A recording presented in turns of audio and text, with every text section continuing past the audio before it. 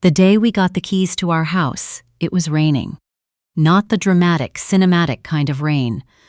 Just that flat, gray, October drizzle that settles over Winnipeg like a wet blanket and refuses to leave until April. Theo had brought a bottle of champagne, real champagne, not the sparkling wine we usually bought from the LCBO on sale. And we stood on the porch of our very first home, soaking wet, laughing so hard I nearly dropped my glass. I remember thinking, this is it. This is exactly what it's supposed to feel like. His name was Theodore Marsh, but no one called him that. He was Theo to everyone, to his mother, to his coworkers at the architecture firm downtown, to the guys he'd played hockey with since university. He was the kind of man who remembered things, not just birthdays, but the little things, the kind of crackers I liked, that I always needed an extra blanket when we watched movies, that I couldn't sleep with the closet door open, even at 32, and never once made me feel embarrassed about it.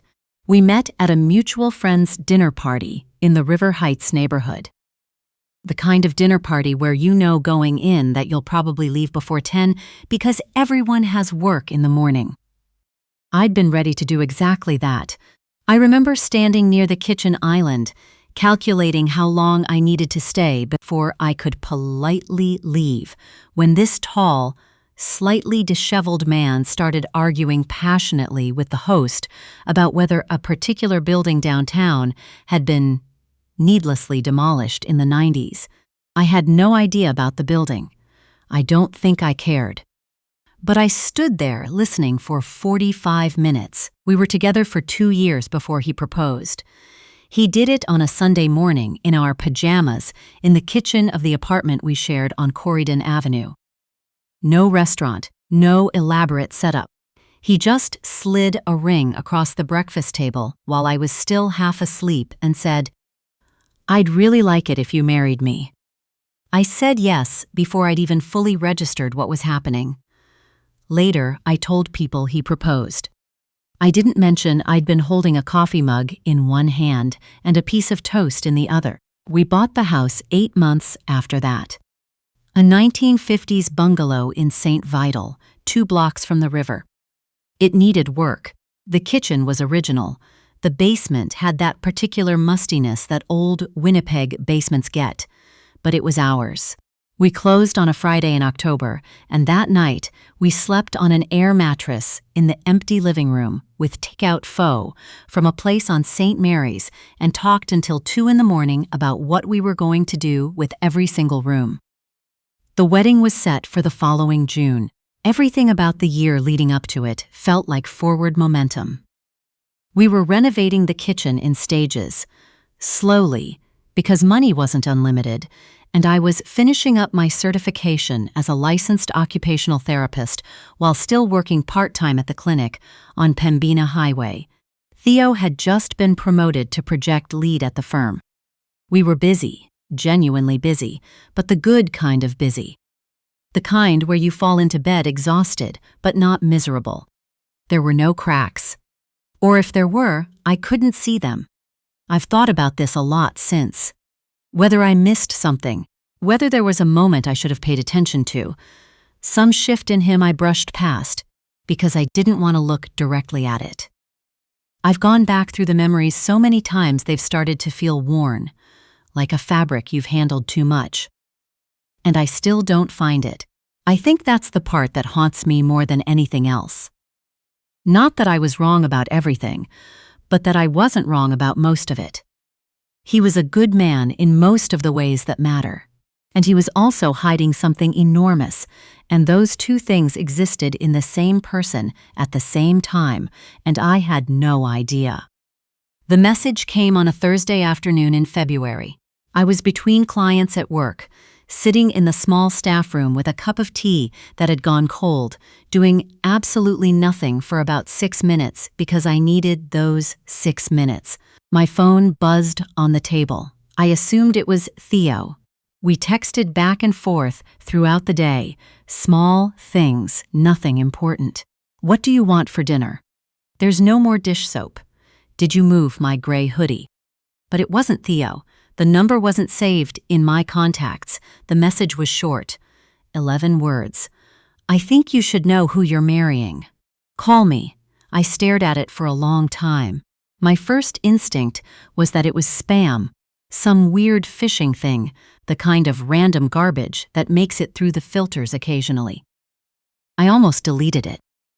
I had a client in 4 minutes, and my tea was cold, and I was tired, and I almost just set the phone face down and walked back to my office. I don't know why I didn't. Maybe it was something in the phrasing. Not your husband. Who you're marrying. Present tense. Deliberate. Someone who knew I was engaged but not yet married. That's not a spam bot. That's a person. I called the number on my break. She answered on the second ring. Her name was Priya. She didn't give me a last name, and her voice was very steady, the kind of steady that takes effort. She told me she'd been seeing Theo for the better part of a year. She told me it had started when he'd reached out to her through LinkedIn, that it had felt professional at first, a contact from a project they'd worked on adjacently 3 years ago. And then it hadn't been professional. She told me she'd ended it 2 months ago when she found out about me. Not because she'd suspected, but because a mutual colleague had casually mentioned that Theo was getting married in June, and she had not known that he was engaged. She said she'd spent those 2 months deciding whether to tell me. She said she was sorry. She sounded like she meant it. I sat in my car in the clinic parking lot for an hour after that call. I didn't cry. I want to be clear about that, not because I think crying would have been wrong, but because I remember being surprised by the absence of it. I felt something cold move through me, very slowly, the way you feel ice water go down when you're not expecting it. Everything around me looked exactly the same as it had an hour ago. The parking lot. The gray February sky. The strip mall across the street with the pharmacy I used and the bubble tea place I'd been meaning to try. All of it completely unchanged. He didn't know I knew. I went home that night. I made dinner. Pasta, the sole kind, nothing I had to concentrate on. We ate at the kitchen table like always. He asked about my day, and I told him it was fine. A heavy caseload, the usual. He told me about a site visit that had gone sideways because the contractor had misread a spec. We watched about 40 minutes of a show we'd been working through, and then he fell asleep on the couch. I sat next to him for a while and just looked at him. I didn't know what I was looking for. Whatever I'd thought I'd see, guilt, some visible sign of it, wasn't there. He just looked like Theo.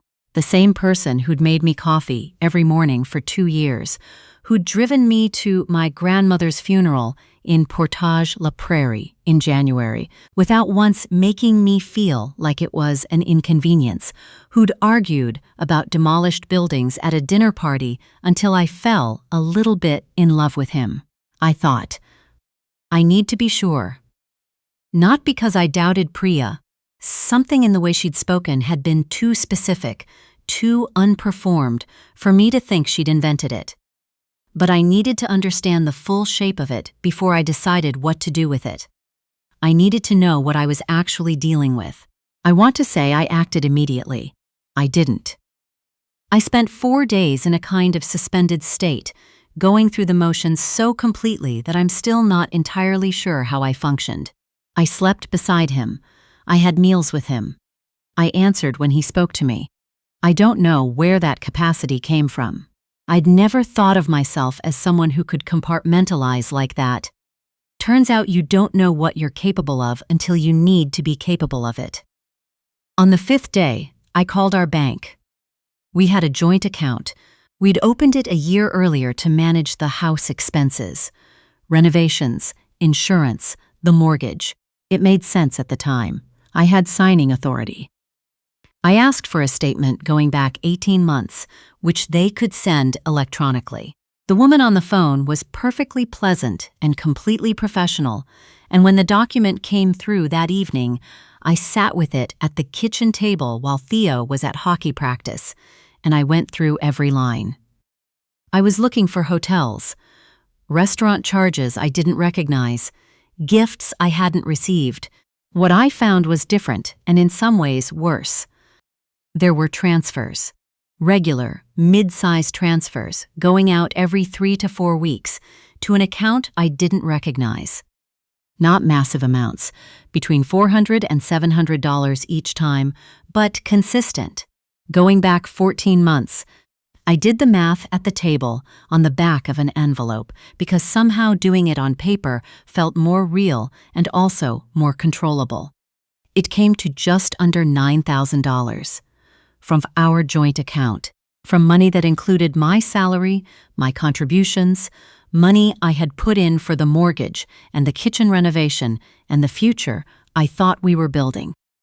I put the envelope in my bag. I didn't throw it away. I called Priya back the next morning.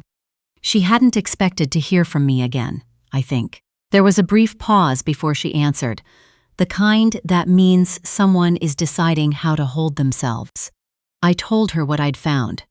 I asked if she knew anything about it, any expenses, anything he'd told her about his finances. She said no.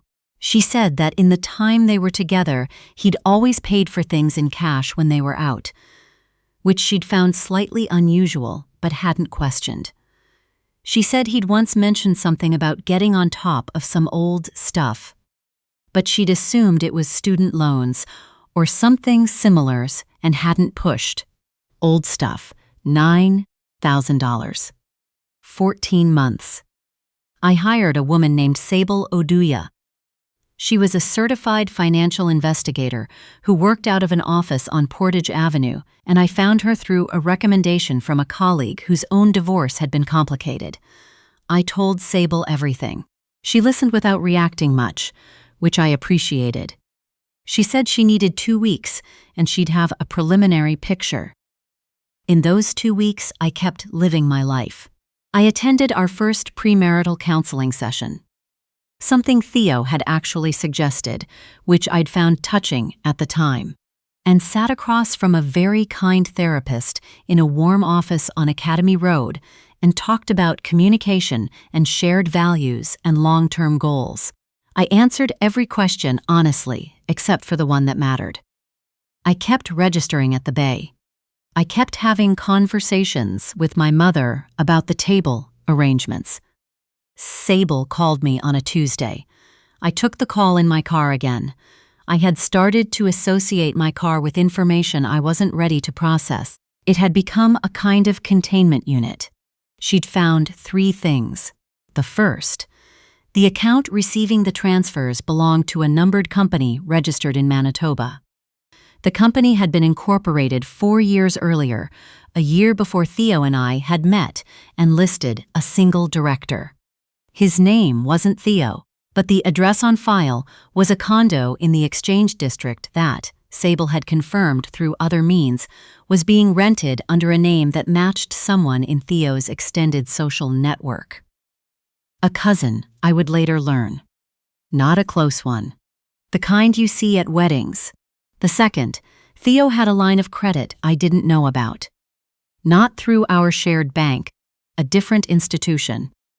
The balance on it was substantial, enough to be relevant. Enough that if we'd married and he'd continued to say nothing, it would have become relevant to me in ways I hadn't consented to. The third, this was the one that took me the longest to understand because it was the most abstract and also somehow the most clarifying. Sable had found evidence.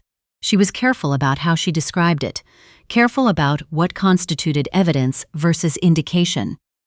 That the numbered company had been used to invoice a client for work that appeared to have also been billed through Theo's firm.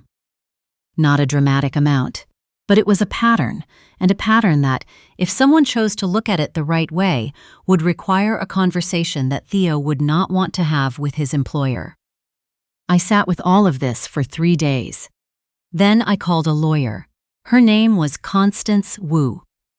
A family law practitioner in a firm just off Broadway referred to me by my own family doctor, which I mention because it was one of the most pragmatic recommendations I've ever received from someone who's supposed to talk about my blood pressure. Constance was calm and exact and did not waste words. She laid out what I had, what it meant, and what my options were in a 40-minute meeting that cost me $200 and was worth every cent. She told me that because we were not yet married, the financial protections were different. She told me what I would and wouldn't be liable for if we proceeded and things later unraveled. She told me that the joint account was something I could address and that there were steps I should take before I did anything else. I took the steps. I also finally talked to my sister. Her name is Margot, and she's 4 years older than me and works in HR and has always been the more pragmatic of the two of us. I drove to her place in Transcona on a Sunday afternoon while her husband took the kids to the MTS Center for an afternoon skate, and I sat at her kitchen table and told her everything, all of it.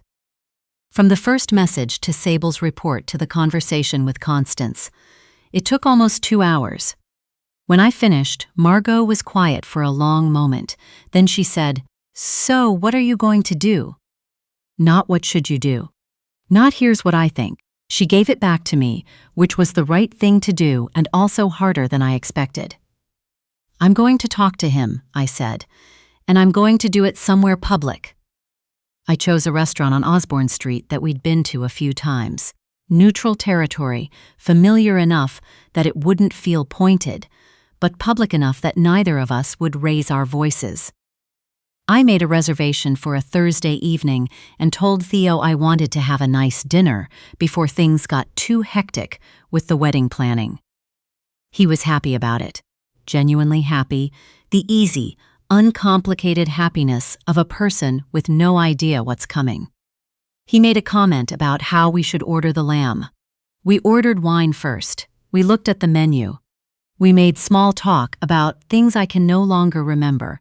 And then, when the waiter had come and gone and we were waiting for the food, I set my phone on the table between us and opened the document Sable had sent me. Just the summary page, 1 page, and I turned it so he could read it. I watched his face. I have thought about what I saw in those first few seconds many times since. Or it wasn't only guilt. It was something closer to the particular quality of panic that comes with realizing that a very specific gamble has not paid off. That the thing you'd decided probably wasn't going to happen had happened. He started to speak. I let him go for about 30 seconds, and then I said, quietly, that I had already spoken to a lawyer, and that I was not interested in an explanation so much as a resolution. He stopped speaking. We talked for a long time after that. I used the word talked loosely. It was more that I laid out what I knew, what I'd done, and what I needed from him going forward. He said very little. He tried twice to steer the conversation toward reconciliation.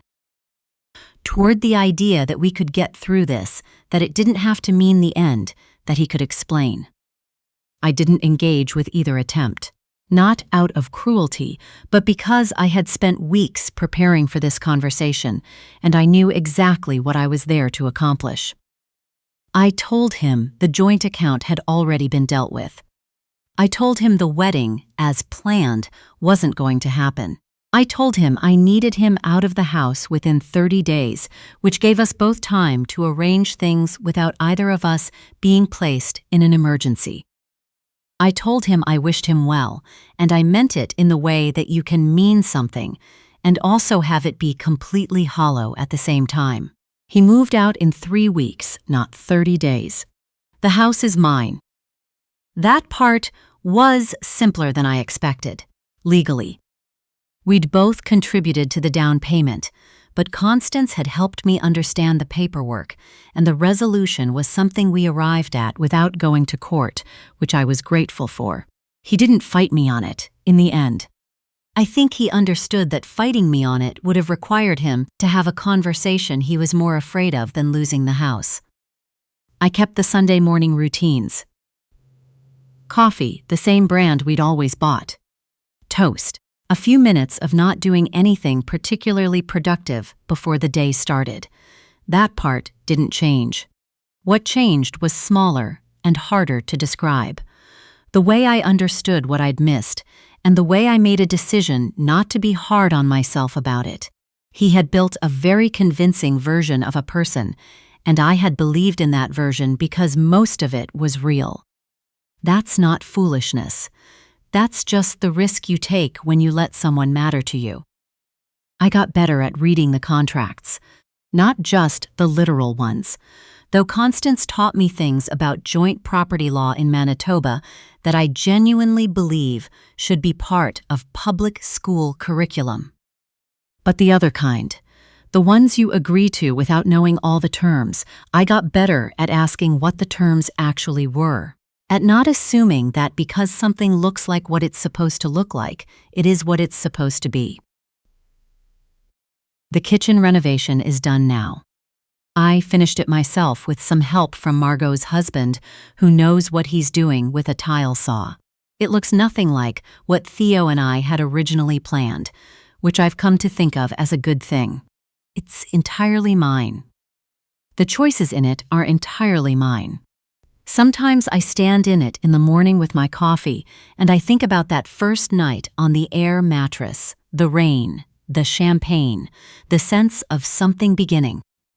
I don't regret that night. I don't regret loving him, or the 2 years, or even the house, which turned out to be the one part of the whole thing that stayed true. What I regret is smaller and more specific. I regret the version of the future I'd already half built in my head, the one that assumed everything visible was also everything real. I'm rebuilding a different version now. Slower, more carefully, with better questions. Most days, that feels like enough.